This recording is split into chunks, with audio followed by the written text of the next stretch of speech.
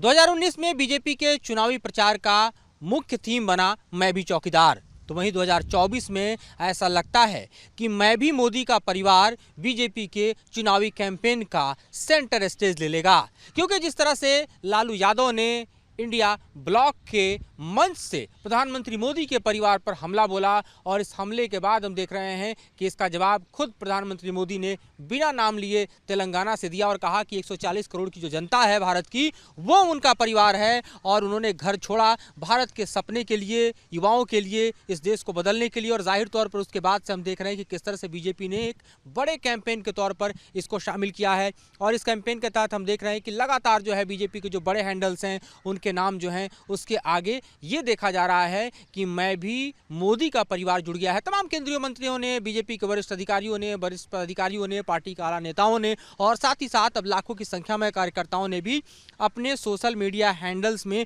ये जोड़ना शुरू कर दिया है मैं भी मोदी का परिवार। और इस तरह से देखा जाए तो विपक्ष बनाम सरकार के बीच की जो राजनीतिक लड़ाई है, जो 2024 के चुनावी जंग की हम कहें कि एक तरह से शुरुआत है, उस शुरुआत का कुछ इस तरह से एक तरह से आगाज जो है वो देखा जा रहा है। और लड़ाई सोशल मीडिया से मीडिया और खासतौर पर देखिए तो जनमानस के बीच उतरती नजर आ रही है।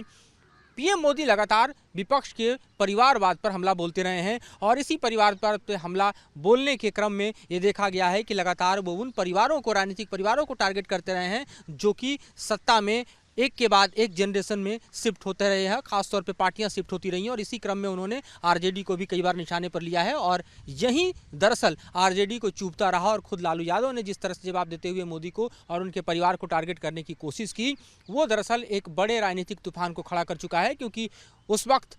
जो गांधी मैदान का मंच था उस पर लालू यादव के साथ साथ जो है तमाम इंडिया गठबंधन के अन्य नेता भी मौजूद थे, स्वयं राहुल गांधी मौजूद थे। और उसके बाद से लेकर अब तक देखा जाए तो विपक्ष बनाम सरकार के बीच की जो राजनीतिक लड़ाई है वो दरअसल परिवार पर केंद्रित है। और लगातार बीजेपी के प्रेस कॉन्फ्रेंस में भी ये देखा गया कि किस तरह से बीजेपी ने अपने तमाम जो एक तरह से एलिगेशंस हैं वो परिवारवाद के खिलाफ लगाए और साफ तौर पर कहा कि प्रधानमंत्री मोदी जो हैं वो किस तरह से दरअसल अपने परिवार में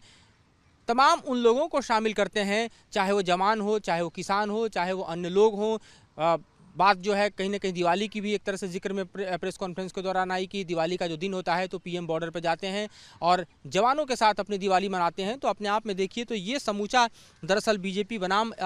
खास तौर पर विपक्ष के बीच जो 2024 की चुनावी लड़ाई है उसके सेंटर स्टेज में देखें तो मैं भी मोदी का परिवार एक तरह से आगे बढ़ता दिखाई दे रहा है। और देखते हैं आगे विपक्ष की तरफ से इसका क्या जवाब आता है और किस तरह से सरकार, सत्ता बनाम विपक्ष में ये दरअसल चुनावी जंग आगे बढ़ती हुई नजर आती है। विकास राय के साथ मधुरेंद्र कुमार, न्यूज़ नेशन।